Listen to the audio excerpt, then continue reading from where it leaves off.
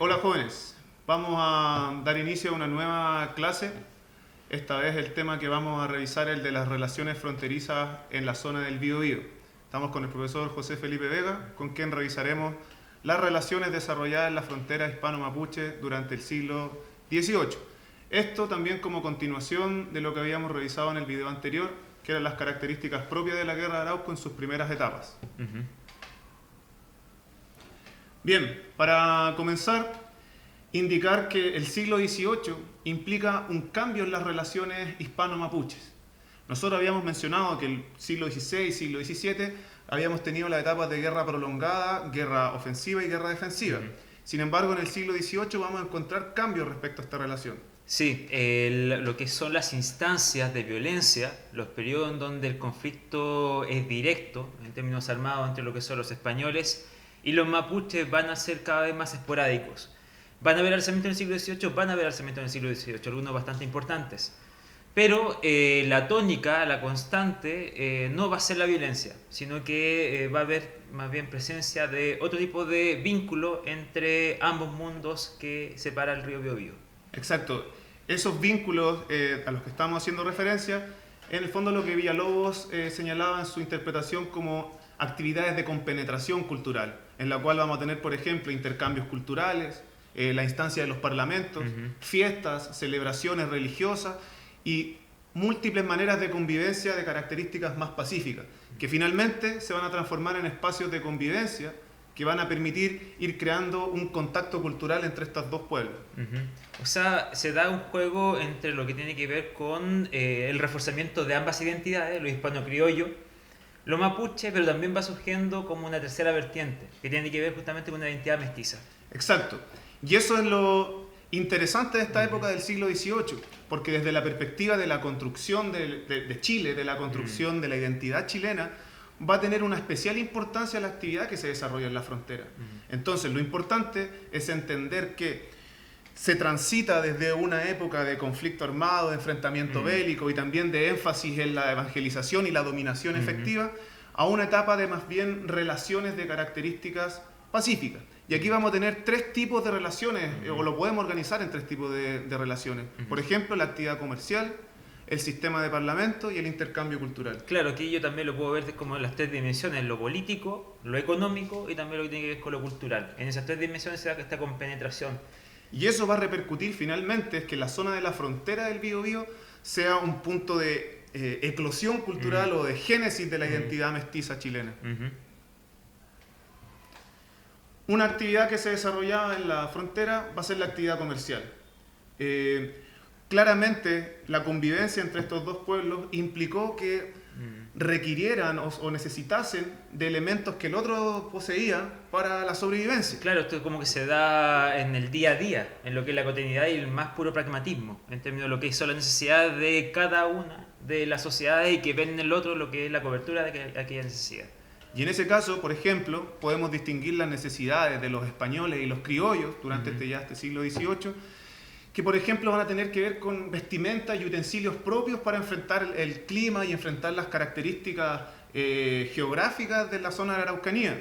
Por esa razón, un interés muy especial tuvieron por los ponchos, la textilería mapuche, también interés por el ganado, que satisfacía su necesidad alimenticia. Claro, no deja de ser de que son los mapuches los que han tenido el proceso de adaptación al ambiente, digamos, más extenso, y obviamente los españoles van a captar aquella experiencia. Exacto. Y por su parte, los indígenas también sintieron cierta atracción y cierto interés por algunos de los objetos traídos por los españoles. Por ejemplo, los espejos, botones, algún tipo de bebida alcohólica que fue siendo incorporado paulatinamente por la cultura mapuche también a su propia forma de vivir y forma de socializar. Entonces, el comercio, una manera de interacción en la frontera. También dentro de lo que es este espacio de frontera van a ir surgiendo personajes que en su misma función representan lo que tiene que ver este carácter de nexo entre dos mundos. Tenemos lo que son conchadores, indios amigos, capitanes amigos y comisarios de las naciones, bien que se presentan como tipos sociales, bien que van a ser propios de esta zona del Biobío y que son elementos que son comunes para lo que son ambos mundos. En el fondo, estos son personajes que permiten realizar esa bisagra entre estos dos mundos. Van a ser intérpretes, van a ser comerciantes, van a ser también en algunos casos cumplir algunos roles políticos, militares, pero finalmente establecen estos nexos. Por ejemplo, los conchavadores van a ser comerciantes de productos. Conchavo era la manera en la cual se denominaba el comercio en la zona de frontera. También vamos a tener los indios amigos, que desde los inicios de la conquista habían representado o habían poseído un rol muy importante en cuanto a intérpretes, conocedores del territorio, indios auxiliares.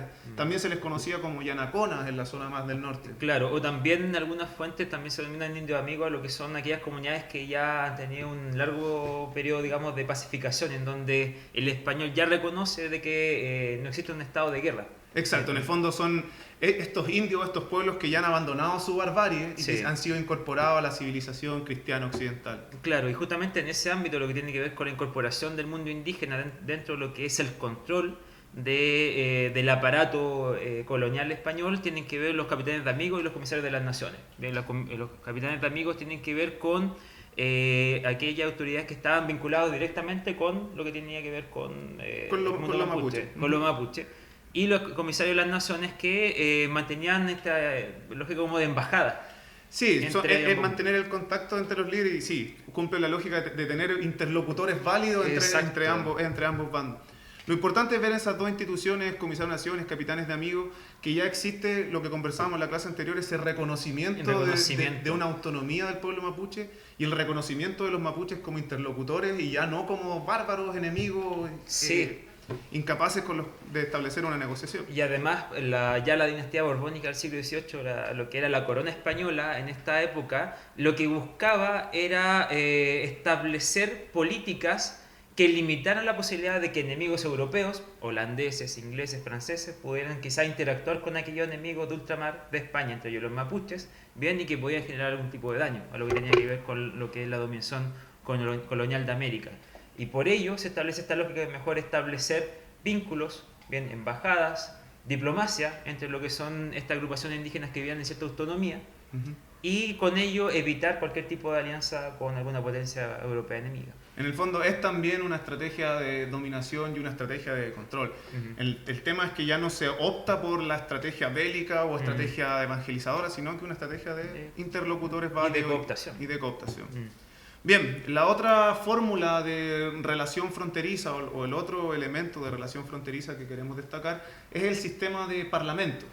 Los parlamentos consistían en reuniones entre las autoridades españolas y mapuches que tenían la finalidad de resolver conflictos comerciales, las violaciones a tratados de paz, los robos de ganado y finalmente resolver asuntos que pudiesen ser conflictivos entre ambas naciones o ambos pueblos. Claro, muchas veces también tenía que ver con que hay situaciones de violencia, bien, que ya comienzan a decidirse en encapsularla, bien, y en resolverla por medio de lo que tiene que ver con la interacción, con el diálogo. Bien, y justamente cada parlamento era la renovación de una nueva situación de convivencia. Bien, sobre qué plano finalmente vamos a convivir. Bien, cómo vamos a resolver los problemas como los robos, problemas de violencia, bien, el intercambio comercial. En otras palabras, establecer reglas de intercambio. Y al mismo tiempo esas reglas de intercambio iban más allá de lo político. Eso es lo interesante que va a tener finalmente el Parlamento, porque estas estas celebraciones que tenían una finalidad política, después se transforman también en espacios de convivencia, porque finalizaban muchas veces con banquetes, con fiestas, con intercambio de presentes entre ambas culturas, de manera tal que finalmente el Parlamento es una instancia de reconocimiento de la cultura del otro y de compenetración en la cultura del otro. Sí, inclusive ya en pleno siglo XVIII las gobernaciones que se suceden en el Chile colonial ven esta situación casi como pagar un cierto tributo como para calmar la situación en la frontera, como de vez en cuando un parlamento en donde haya intercambio de regalos. Bien, existe esta situación de durante días generar, digamos, intercambio, digamos, en torno a banquetes. Es una manera de ir tutelando la paz o ir tutelando las relaciones con el pueblo mapuche para al mismo tiempo mantener el control sobre la zona que está al norte del Biobío. Exacto. Entonces, el sistema de parlamento en el siglo XVIII fue la estrategia más utilizada por los españoles y se convocaban de manera más o menos recurrente para mantener ese control sobre las comunidades mapuches. Así es. Entonces, lo relevante de destacar es que los parlamentos van a tener un impacto cultural muy fuerte, de manera tal que sirvieron o se pueden considerar instancias que permiten profundizar los procesos de sincretismo y mestizaje. ¿Por qué? Porque en las mismas ceremonias o las mismas reuniones llamadas parlamentos se efectuaban manifestaciones cristianas, manifestaciones de la religiosidad mapuche, se intercambiaban palabras, había intercambio, claro, más allá de lo que es una negociación política. O también muchas veces la simple observación de lo que eran las manifestaciones de la otra cultura generaban bien una especie de asimilación, bien por osmosis en términos de lo que eran ciertas imágenes, ciertas estructuras de ritualidad. Y también vale mencionar lo que tiene que ver con la tarea de los misioneros. Bien, en la frontera, que también son un personaje, también es un tipo social muy propio, porque recuerden que también está el intento por parte de España de la evangelización de los indígenas. Exacto, o sea, el fenómeno de la evangelización es transversal a los 3 siglos de colonia, entonces, y aquí evidentemente también lo vamos a tener presente. Y se da justamente todo un trabajo en términos de lo que es el reconocimiento de la cultura mapuche a partir de lo que realizan los misioneros, de partida lo que tiene que ver con la transmisión del mapudungún. Bien, para lograr evangelizar se necesita llevar el mapudungún, que es un idioma plenamente oral, a lo escrito. Bien, entonces se lleva lo escrito lo que es el mapudungún, se generan diccionarios, bien, para lo que tiene que ver con la traducción, también se generan colegios en la frontera, bien, para que hijos de los caciques indígenas muchas veces terminan en colegios a cargo de franciscanos, de jesuitas, bien, y ahí obviamente va a haber un proceso de aculturación en términos de lo que tiene que ver con los valores cristianos y occidentales hacia lo que son esas nuevas generaciones de indígenas. Y así como hay tránsito de elementos culturales occidentales y cristianos hacia lo indígena, vamos a encontrar también tránsito de elementos indígenas hacia lo occidental. Y ahí lo vamos a ver, por ejemplo, manifestado en términos lingüísticos que son utilizados en el idioma español, textilería, costumbres y un sinnúmero de elementos que podemos mencionar. De esta manera, entonces, el espacio fronterizo, el espacio del Biobío, se va a transformar, como mencionábamos con anterioridad, en un espacio clave para la construcción de la identidad mestiza. Y eso es lo relevante de destacar de este siglo XVIII. Vamos a revisar una fuente primaria, una fuente de un cronista del siglo XVIII, Juan Bell, donde él dice, por ejemplo, algunas características de este periodo. Se empezó a entablar el comercio entre españoles e indios. Entraban y salían los españoles libremente de las tierras de los indios sin ningún cuidado. Igualmente, los indios iban a ciudades y estancias de los españoles a comerciar, cambiando sus ponchos y otras cosas por las que necesitaban. Y así mutuamente se vivían en buena conformidad, olvidando los odios antiguos. O sea, con esto ya debemos pensar de que la frontera del Biobío en realidad no era como esta especie de barrera, digamos, de este muro en donde los elementos de una u otra sociedad no podían traspasarla.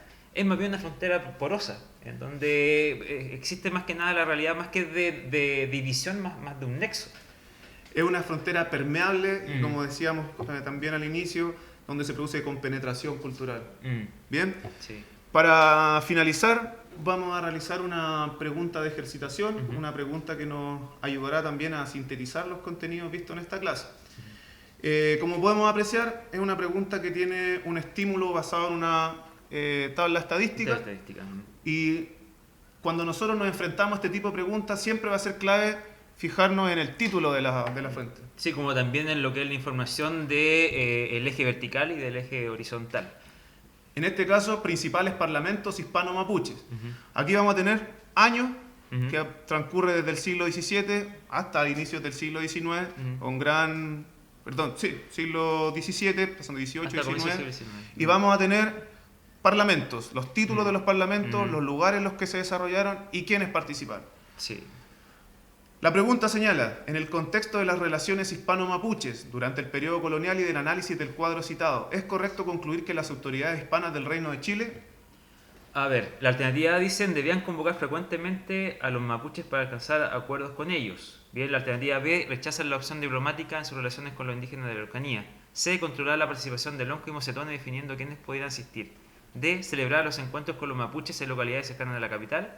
Y E, mantuvieron la guerra ofensiva contra los mapuches a pesar de los parlamentos. Hay algunas que se pueden descartar de inmediato. Inmediato, por ejemplo, podríamos descartar la alternativa B y la alternativa E. Sí.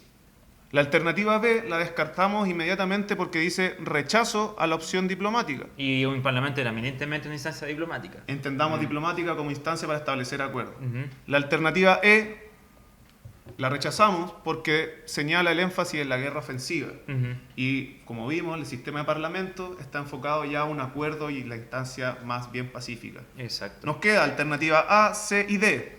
A ver, la alternativa C dice controlar la participación del lonco y definiendo quiénes podían asistir. Bien, y acá podemos ver en lo que es la información de la tabla que incluye tanto a caciques como a mocetones. Bien. Y un número bastante amplio como para tenerlo considerado por parte de los españoles. Por lo tanto, la alternativa C también la podemos descartar. Claro, y en cuanto a la alternativa D, dice que se celebran los encuentros en localidades cercanas a la capital, y tenemos que ver acá en los lugares que están lejos de estar Concepción, Tapihue, Salto del Laja son zonas más bien vinculadas hacia lo que es la el zona de la Biobío. frontera, bien, no lo que es en la zona central. Por lo tanto, nos queda la alternativa A. La alternativa A, la alternativa correcta, debían convocar frecuentemente a los mapuches para alcanzar acuerdos con ellos. Y aquí podemos ver que entre el siglo XVII y el siglo XIX se convocaron muchos parlamentos. Exacto. Alternativa A, alternativa correcta. Ujú.